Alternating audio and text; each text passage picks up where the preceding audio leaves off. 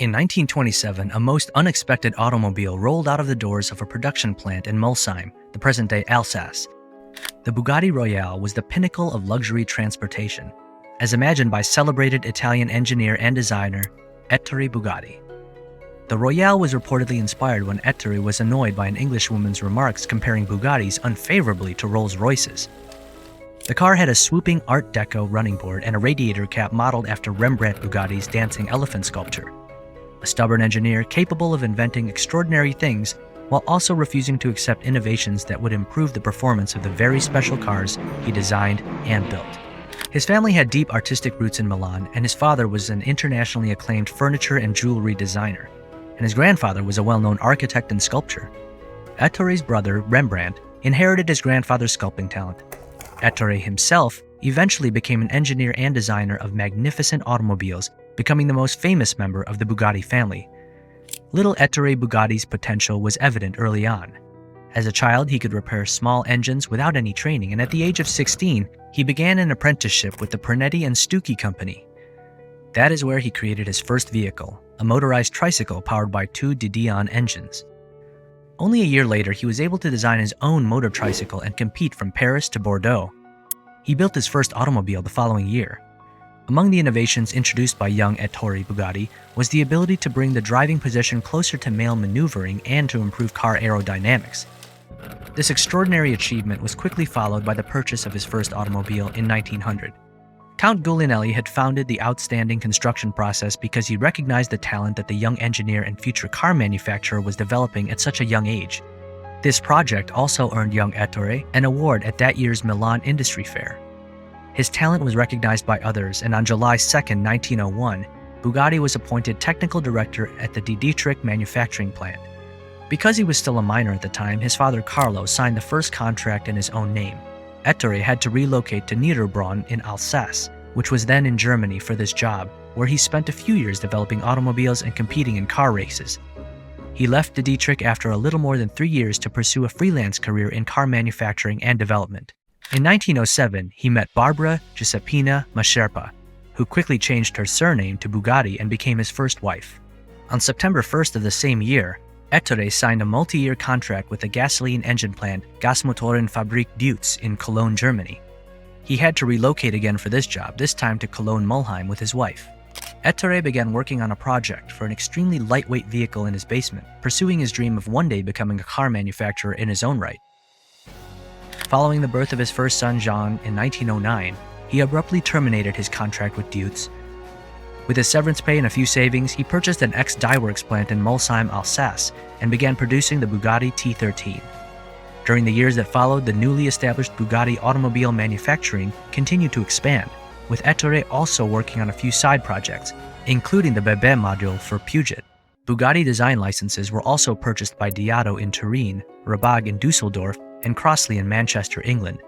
When World War I broke out, the Bugatti family relocated to Milan, then to Paris, where Ettore began designing airplane engines with 8 and 16 cylinders.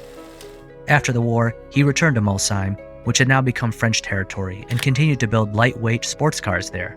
His cars won at Le Mans in 1920 and Brescia in 1921, and he went on to win 3 more times. By 1925, the winning streak had surpassed 400 victories. Ettore expanded his production in the early 1930s to include motorized rail cars, also known as autorails, powered by Bugatti Royale engines. His son Jean was already an active member of the company and a highly skilled engineer. Ettore began producing the infamous and more expensive than you can imagine Type 57 model in 1934, with a chassis entirely designed by his son. The automobiles were on their way out in 1936. Following a national strike that year, Molsheim production came to a halt. With his workers' dissatisfaction and mounting debts, Ettore returned to Paris, leaving his son Jean in charge of the Molsheim plant. When World War II broke out, Bugatti's manufacturing facilities were temporarily relocated to Bordeaux. Bugatti won again at Le Mans with the Type 57 tank on June 17, 1939. What else could a man want out of life? It's difficult to say whether Ettore ever asked himself this question. Of course, tragedies are all the more dramatic when everything is so magical and perfect. On August 11th, Jean Bugatti organized a road test with that car on roads held virtually closed by some volunteers. He was driving himself, and it wasn't the first time. and it is Jean who, in an attempt to avoid a mysterious cyclist who appeared out of nowhere, crashed into a tree and died on the spot in front of his younger brother Roland, who was assisting in traffic control. Consider his father's anguish, who had already been through the agony of his brother Rembrandt's suicide. 3 weeks later, the German army invaded Alsace and seized control of the Bugatti factories. Ettore had expected the threat by transporting most of the machinery to Bordeaux, but it was insufficient. The invaders tracked him down and demanded that he help the German army by producing torpedoes and automobiles. He flatly refused. He had also accumulated significant debts and agreed to sell the company and the machinery for less than 50% of their original value. Ettore suffered 2 family deaths during the war. The first was his son, and then his wife Barbara died soon after, leaving him without any close family. The war destroyed the Molsheim production plant, and Bugatti lost control of the property. Ettore married his second wife, Genevieve Marguerite Delsuze, during this time, and they had another son and daughter. He also planned to build a new factory in Paris at Levallois, and design a number of never-to-be-built cars while the war was still going on. But the dream was doomed from the start. Despite the fact that Jean's brother Roland took over the Bugatti car company after the war, the cars he produced never kept up with the latest automotive developments, and the company soon went bankrupt. Despite being best known for his automobiles, Ettore Bugatti was a true inventor and innovator. He created a railway carriage, an airplane, bicycles, and even a toy car. He also designed doors, armchairs, surgical instruments, and riding tools. His genius was instrumental in the development of all these items. Ettore Bugatti went out one day to buy what he needed for cooking. He was supposed to buy some eggs, but he returned home upset because of the price that eggs had risen yet again. As a result, he decided to start his own chicken farm and even designed a chicken coop on wheels. Another curiosity is that he loved to add basil to pasta, despite the fact that basil was not grown in the areas surrounding Molsheim.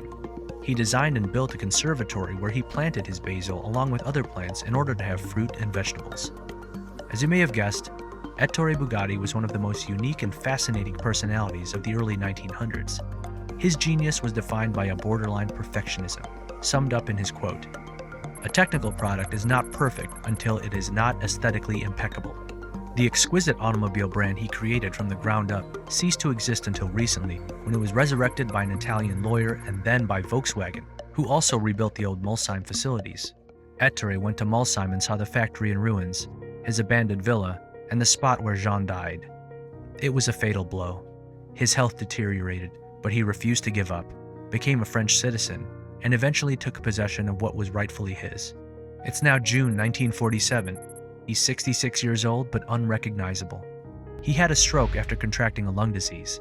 Ettore was rehabilitated and his possessions were returned to him that month on the 11th. But he couldn't celebrate the good news because his condition had worsened.